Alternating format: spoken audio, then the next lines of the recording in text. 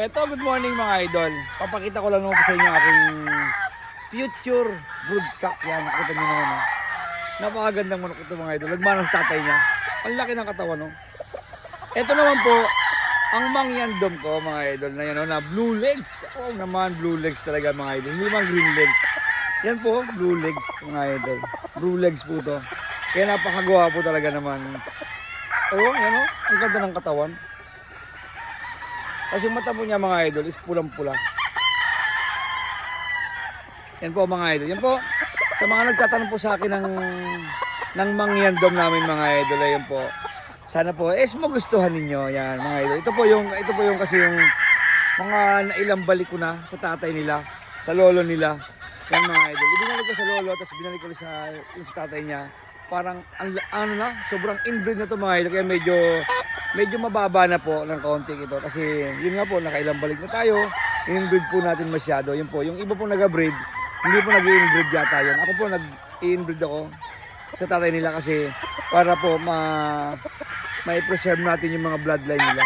Yan mga idol. Yan po, yun po yung ano namin. Yun po yung tinanong ko Sir Art Lopez. Kaya lang po, lumiliit talaga sila.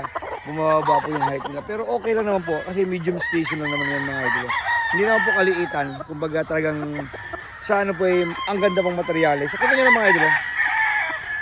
Yan po yung ulo niya. Oh. Wow, napakaganda. Talagang hindi po kayo malulugi. Mga idol.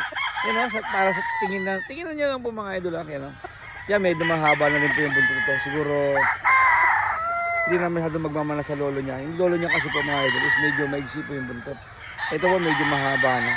Ewan ko lang kung bakit. Siguro doon sa nanay na pinanggalingan nila mga idol. Yan, nakita nyo naman. Napakaganda, napakabilog. Ang ganda ng katawan niya mga idol. Tagang yung ano niya, ang ganda ng structural niya ng buto niya. Yan mga idol, napakaganda po. Yung sipit-sipitin niya, talaga pong napakaganda. Yan mga idol. Hindi naman po siya nabubola ako mga idol. Is yun naman po yung totoo. Ito po, talagang napakaganda po ng katawan ng mga bulik namin dito mga idol. Sa katawan at katawan mga idol, lugi, hindi kayo lugi. Mga idol, ano? Yan po, national, ayan o.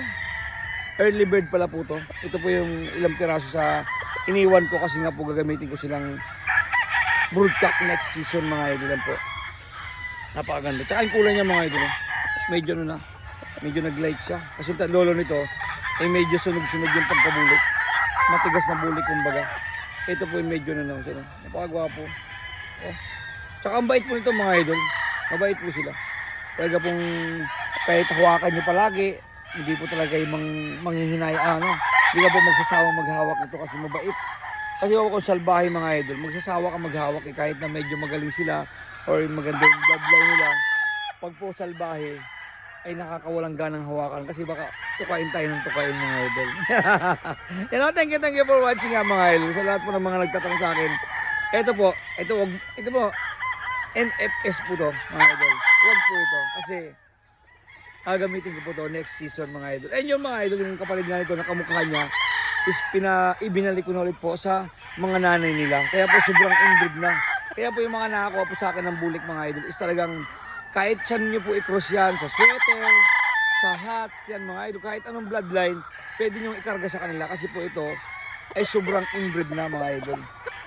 Yan po, kaya maganda po rin yung mga lalabas sa mga breeding ninyo mga idol. Yan po mga idol ang aking mangyandom. Wow naman, ang ganda.